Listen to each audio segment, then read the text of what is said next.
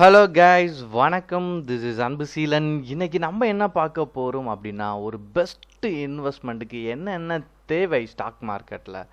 நான் ஒரு கம்பெனியில் இன்வெஸ்ட் பண்ண போகிறேன் அப்படின்னா நான் என்னென்ன விஷயத்த முக்கியமாக பார்க்கணும் அப்படிங்கிறத இந்த வீடியோவில் சொல்ல போகிறேன். ஸோ இந்த வீடியோ பார்க்குறவங்க ஸ்கிப் பண்ணாமல் முழுமையாக பாருங்கள். எஜுகேஷன் பர்பஸ்க்காக என்னுடைய டெலகிராம் குரூப், வாட்ஸ்அப் குரூப்பில் இணையனும் விருப்பம் உள்ளவங்க டிஸ்கிரிப்ஷன் பாக்ஸில் லிங்க் கொடுத்துருக்கேன். அந்த லிங்க்கை பயன்பெற்று கொள்ளலாம். இப்போ நம்ம வீடியோக்குள்ளே போகலாம். முதல் விஷயம், இன்வெஸ்ட்மெண்ட் அப்படின்னு நீங்கள் எடுத்துக்கிட்டாலே நிறைய பேருக்கு என்ன அப்படின்னா, ஸ்டாக் மார்க்கெட் சொல்லும் போது ஃபெயிலியர், இன்வெஸ்ட்மெண்ட் சொல்லும் போது ஃபெயிலியர், நம்ம நிறைய விஷயத்த கேட்டுகிட்டே இருக்கோம். இன்வெஸ்ட்மெண்ட் அப்படின்னு நீங்கள் எடுத்துக்கிட்டீங்க அப்படின்னா மினிமம் ஒரு 5 இயர்ஸ் பண்ணணும். நான் நிறைய பேரை கமக்ராஸ் பண்ணியிருக்கேன்.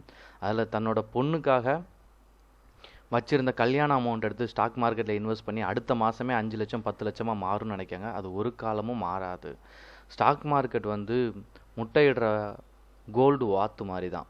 இதில் என்ன அப்படின்னா, பையா நீங்கள் முட்டைக்காக வெயிட் பண்ணி ஒவ்வொரு நாளும் எடுத்தீங்க அப்படின்னா அது தந்துகிட்டே இருக்கும். நான் மறுநாளே பணக்காரனாக ஆகணுங்கிறது ஸ்டாக் மார்க்கெட் ஒரு நாளுமே உங்களுக்கு கொடுக்காது. அதில் முதல்ல பார்க்கக்கூடிய விஷயம் என்ன அப்படின்னா, keep in mind your needs and goals. பொதுவாக எல்லோரும் என்ன பண்ணுவாங்க அப்படின்னா, என் கையில் 1 லட்ச ரூபாய் இருக்குது அப்படின்னா ஃபிக்ஸட் டெபாசிட்டை யோசிப்பாங்க. ஏன்னா அது ரொம்ப சேஃப். நமக்கு மாதம் வருஷத்துக்கு 5500 கிடைக்கும். இப்போ 5.5ல் போகுது. 1 லேக் இன்வெஸ்ட் பண்ணிங்கன்னா நமக்கு 5500 தருவாங்க. இது என்ன அப்படின்னா நம்மளுடைய கோலாக கூட இருக்கலாம். இது எனக்கு போதுமானதுன்னு நினைக்கலாம். ஆனால் நீங்கள் இன்வெஸ்ட் பண்ணும்போது தான் யாரோ ஒருத்தர் பிஸ்னஸ் பண்ணணும்னு நினைக்கிறாரு. அவர் நல்ல ஒரு பாலிசி வச்சுருக்காரு. அவர் ஃப்யூச்சரில் நல்லா டெவலப் ஆவாருன்னு தெரியும். அவருக்கு ஹெல்ப் பண்ணுற மாதிரி தான். இதை நீங்கள் கொடுக்கறதுனால நம்ம நாட்டோட ஜிடிபி வளரும். இன்வெஸ்ட் பண்ணுற எல்லாரையுமே ஸ்டாக் மார்க்கெட்டில் கண்டிப்பாக வர வைப்பாங்க.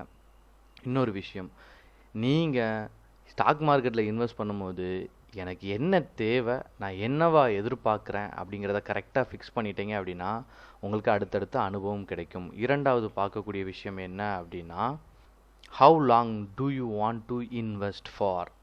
அதுதான் இங்கே ரொம்ப முக்கியமான விஷயம். நான் எவ்வளவு நாள் ஸ்டாக் மார்க்கெட்டில் இன்வெஸ்ட் பண்ண போகிறேன். எல்லாருமே நினைப்பாங்க ஒன் டைம் இன்வெஸ்ட்மெண்ட் நினைப்பாங்க. யாருக்குமே இந்த போர்ட்ஃபோலியோ அலோகேஷன் அப்படிங்கிற விஷயம் தெரியவே தெரியாது. ஸ்டாக் மார்க்கெட்டில் தோத்தது யார் அப்படின்னு கேட்டிங்கன்னா, எல்லா அமௌண்ட்டையும் கொண்டு போய் ஒரே ஸ்டாக்கில் போய் இன்வெஸ்ட் பண்ணுவாங்க. அது பண்ணவே கூடாது. உங்களுக்கு கையில் அமௌண்ட் இருக்குன்னா அதை போர்ட்ஃபோலியோ ஸ்ப்ளிட் பண்ணி போடணும்.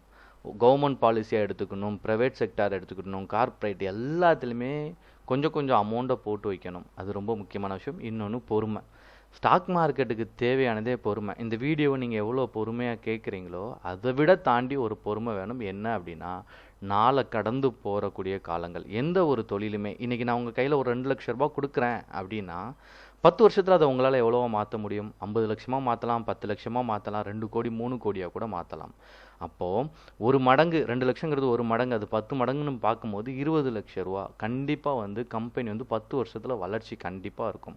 10லேருந்து 20 மடங்குங்கிறது நார்மலாக இருக்கும். நீங்கள் நல்ல கம்பெனியில் இன்வெஸ்ட் பண்ணீங்க அப்படின்னா 70 மடங்கு 80 மடங்கும் போன கம்பெனிலாம் இருக்குது. அப்போ இங்கே உங்களுக்கு தேவையானது பொறுமை. ஸ்டாக் மார்க்கெட்டில் இன்வெஸ்ட் பண்ண வேண்டும்.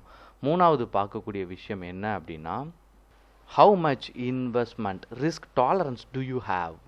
அதாவது நான் என்ன மாதிரி ஸ்டாக் மார்க்கெட்டில் ரிஸ்க் எடுக்க போகிறேங்கிறது எனக்கு கண்டிப்பாக தெரியணும். நிறைய பேர் என்ன பண்ணுவாங்கன்னா, சர்வீஸ் செக்டார் எல்லாருமே ஒரு ஜொமேட்டோ ரிலீஸ் ஆகும்போது எல்லோரும் ரொம்ப ஆர்வமாக போய் வாங்கினாங்க. பட் தொடர்ந்து சரிவிலே இருக்குது. இது என்ன காரணம் அப்படின்னா, எப்போதுமே ஒரு புது கம்பெனி ஓப்பன் பண்ணுறாங்க அப்படின்னா அந்த கம்பெனி என்ன பண்ணும், அதனோட எக்ஸ்பேன்ஷனுக்காக நீங்கள் இன்வெஸ்ட் பண்ண அமௌண்ட் எடுத்தால் பிஸ்னஸில் கண்டினியூ பண்ணுவாங்க.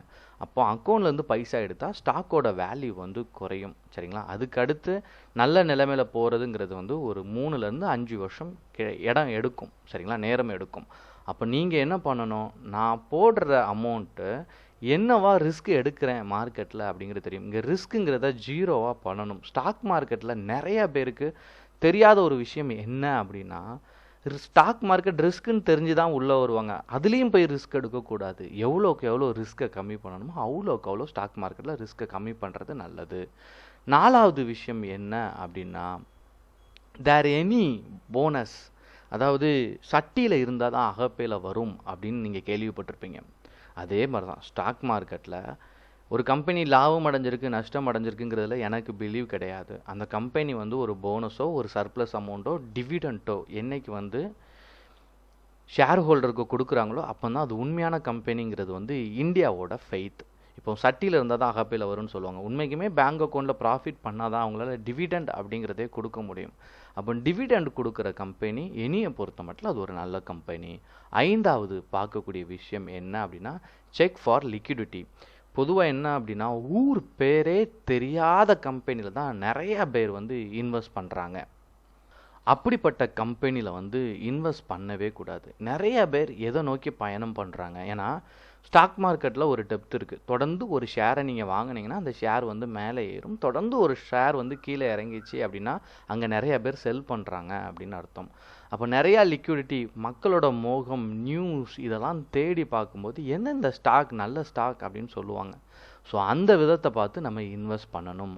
6வது பார்க்கக்கூடிய விஷயம், கடைசியான விஷயம் என்ன அப்படின்னா check what you will pay and get in return.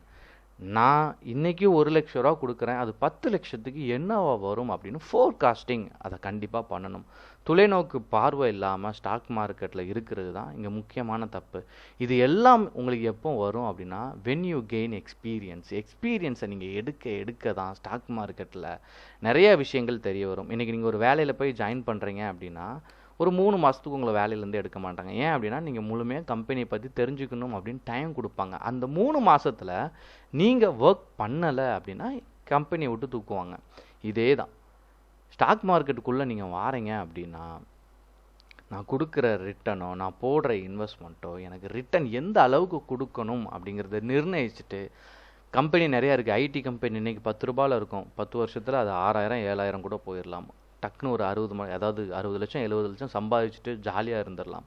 அப்போது எப்படி ரிஸ்க் எடுக்கிறேன், அது என்னவா எனக்கு தரும்ங்கிறத சரியாக பயன்படுத்திங்கன்னா ஸ்டாக் மார்க்கெட்டை மாதிரி ஒரு பிஸ்னஸ் எந்த தொழிலையுமே நீங்கள் லாபம் பார்க்க முடியாது. Okay guys, thank you so much for வாட்சிங் திஸ் வீடியோ. டாடா, பாய், see you.